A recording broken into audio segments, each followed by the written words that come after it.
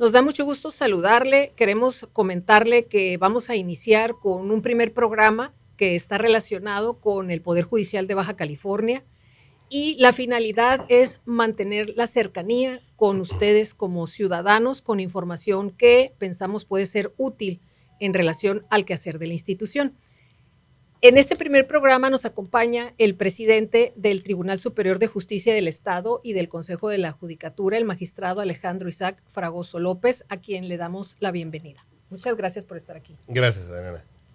Pues iniciamos con este espacio en donde vamos a mantener este diálogo en relación a las actividades de la institución. Presidente, aquí quisiera que nos comentara qué es el Poder Judicial y qué es lo que la ciudadanía debe de saber y conocer acerca del Poder Judicial del Estado. Bueno, es algo muy importante que los ciudadanos conozcan.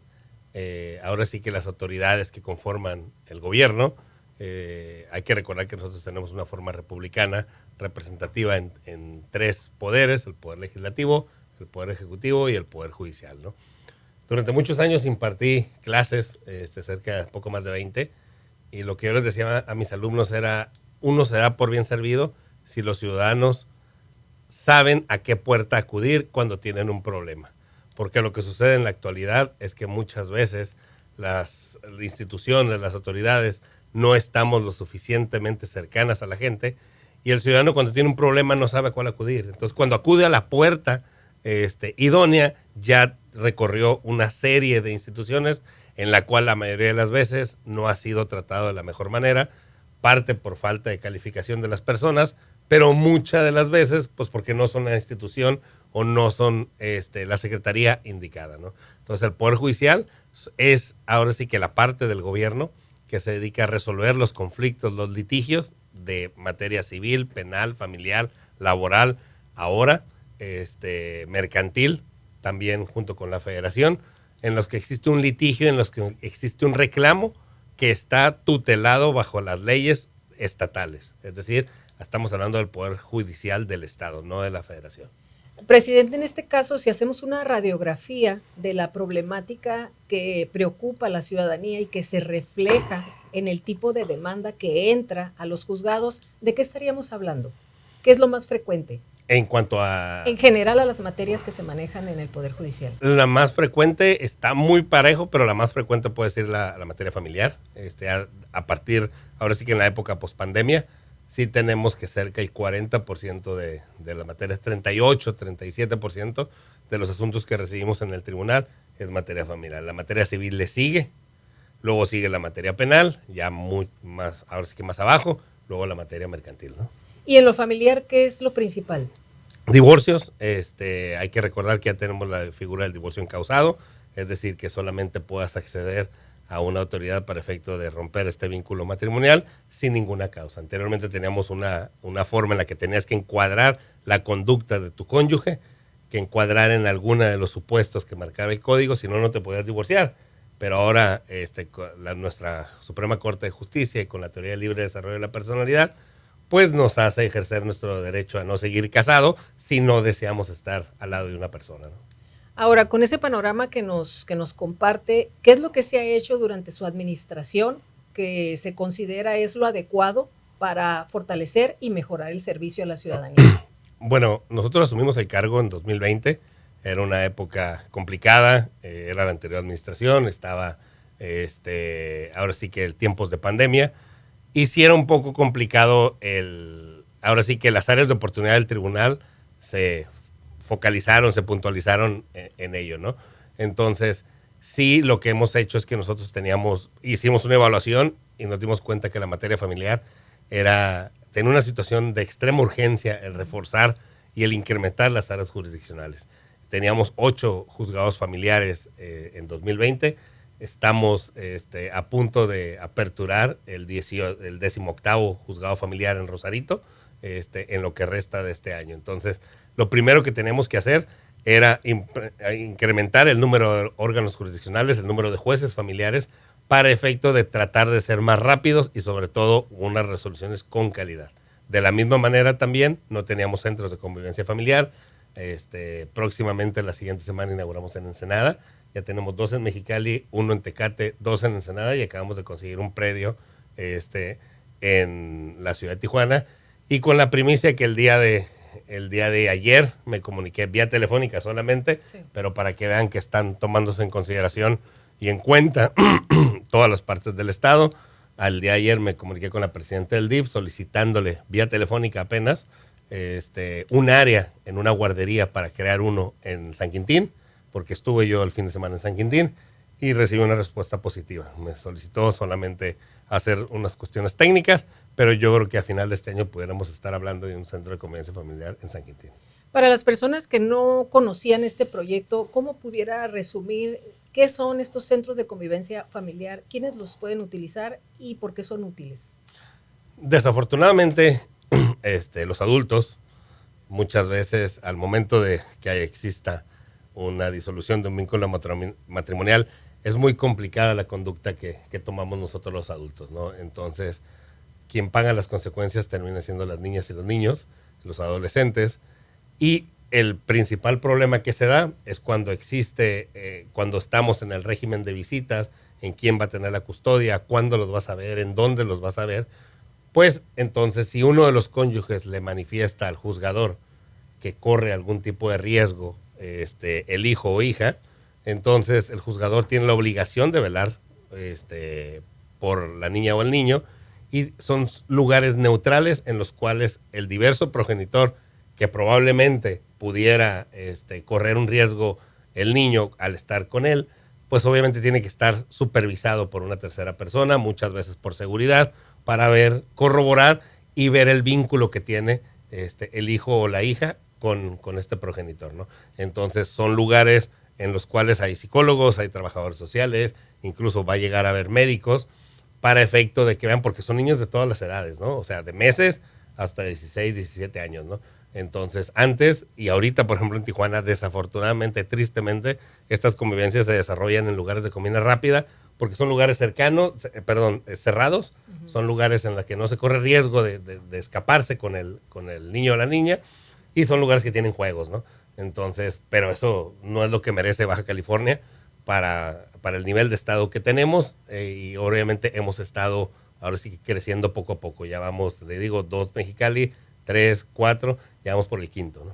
Ahora, hablando de proyectos, presidente, ¿qué es lo que falta que hay en puerta para conocimiento de la ciudadanía, de lo que se está trabajando ahí en el Poder Judicial?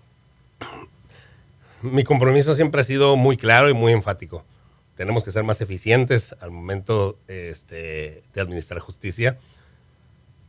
La gente no tiene la percepción que exista justicia en el Estado, y eso es lo que tenemos que cambiar. Es un camino largo, pero estoy seguro que lo vamos a ir haciendo poco a poco.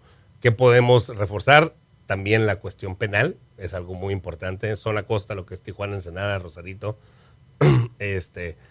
pues se abandonó un tiempo, no se tenían los recursos. Afortunadamente ha habido una buena coordinación con el Ejecutivo, ha destinado un recurso importante. Vamos a seguir trabajando porque es muy importante en materia penal el tener salas de audiencias, el tener el personal suficiente. Número de jueces ya estamos, todavía nos faltan, pero ya no tanto. Teníamos 12, ahorita tenemos 20 en Tijuana. En Ensenada teníamos 3, ahorita tenemos ya 7 operando. Entonces, acabo de recibir un reclamo sobre Rosarito. Vamos sobre un juez más en Rosarito. Pero lo que necesitamos ahora es el personal de abajo, ¿no? Lo que son encargados de sala, de causa, notificadores, todo ello, ¿no? Tenemos un proyecto de central de actuarios. Eso, ¿por qué emplear una parte del esfuerzo institucional a un proyecto como ese? Es en la ciudad de Tijuana, sobre todo, que es donde vamos a empezar, por la misma cuestión geográfica, el tráfico también, la cuestión de la movilidad, es muy complicado. Un actuario que está adscrito a un juzgado te hace 2, 3, 5 diligencias al día. Es decir, tenemos que sectorizar la ciudad y tenemos que quitarle, y eso es algo que ya se ha hecho en todas las partes del país, tratar de quitarle trabajo administrativo al juzgador, para que el juzgador únicamente se dedique a lo que es obligación, juzgar. Entonces, si nosotros le quitamos a los actuarios, que son los notificadores, y ponemos a gente que revise su trabajo, pues el juzgador va a resolver con mayor, ahora sí que concentración y con mayor diligencia todos los asuntos, ¿no? Entonces, un proyecto que ya empieza en unas 2, 3 semanas y ya estamos listos por avanzar, que también se requería recurso, no se había implementado por ello. Hay estados en los que ha funcionado al 100 y todo es cómo lo eches a andar, ¿no? Cómo lo aplicas. Bueno, en la parte final ya de esta charla, de este diálogo, es hablar sobre la implementación de este nuevo código en materia civil y familiar. De entrada, ¿qué es lo que se debe de enfocar o qué es lo que usted le gustaría compartir con la gente en este tema en particular? Que al parecer es revolucionario en relación a la forma de impartir justicia en esas materias. Me gustaría comentar lo que comentas, Adriana, explicar un poco más. O sea, básicamente va a cambiar, es una reforma, yo creo que la más importante de los últimos 100 años. ¿Por qué? Por cantidad, ¿no? O sea, como te dije en un inicio, la materia familiar abarca cerca del 40%, la materia civil cerca del 25-30%. Entonces, si la suma las dos, son el 70% de los asuntos. A diferencia de la materia penal, que, como ustedes saben, cambió en todo el país y fue una revolución internacional y fue una revolución dentro de nuestro estado también, el nuevo sistema que ha recibido muchas críticas todavía, pero esta es una de las oportunidades que tenemos, sensibilizar y sociabilizar el tema de esta reforma para que la gente, ahora sí que le podamos dar los mayores elementos posibles para que comprendan de qué se trata. Básicamente se trata de transportarnos a un sistema de oralidad y a un sistema de resolución de conflictos a través de métodos alternos. Entonces, es muy importante porque ahora todos los asuntos, a partir de que el Estado lo decida, de que el Poder Judicial lo decida en conjunción con el Ejecutivo y el Legislativo, van a entrar a la oralidad en materia civil y familiar. Entonces, sí es algo muy importante, pero lo que quisiera dejar muy en claro, que eso es algo que trataremos de hacer en lo que nos resta del periodo y en lo que estemos en cualquier lado de nuestra función, es una reforma que requiere recursos definitivamente, pero más que nada requiere un cambio de actitud y más que nada requiere el eliminar la resistencia al cambio.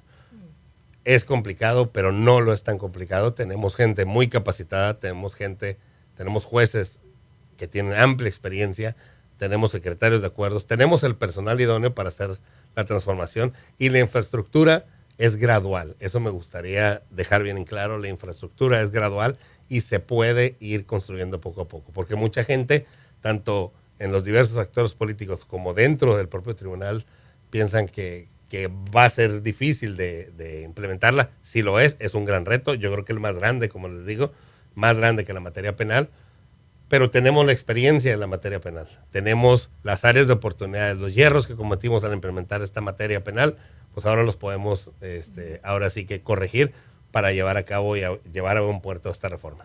Un mensaje final, magistrado presidente, a quienes nos hacen el favor de vernos y escucharnos. Definitivamente el Poder Judicial todos los días, mientras estemos al frente, vamos a tratar de acercarnos a la ciudadanía, de ser abiertos, de llevar la justicia abierta a su máxima expresión y que todos los días vamos a estar, ahora sí que, caminando hacia dar un mejor servicio. La eficiencia es la que es a lo que tenemos que llegar, pero sobre todo nos gusta que nos digan las áreas de oportunidad. Y no van a existir represalias. Tenemos un chat en el que recibimos todos los días, un chat de WhatsApp, anónimos, pero que nos digan, pero que sean puntuales, porque yo creo que ya llegamos a un punto en el que el tribunal se ha aperturado de tal manera que ya pueden decir, en el juzgado tercero de esta ciudad pasa esto, y no va a pasar nada, ¿no? Entonces, y se va a atender. Es muy fácil decir, no, es que no entregan los oficios, es que se tardan 10 meses. Bueno, dime en dónde o dime quién, porque eso nos ayuda mucho. Si no lo podemos hacer, pero vamos a tardar más.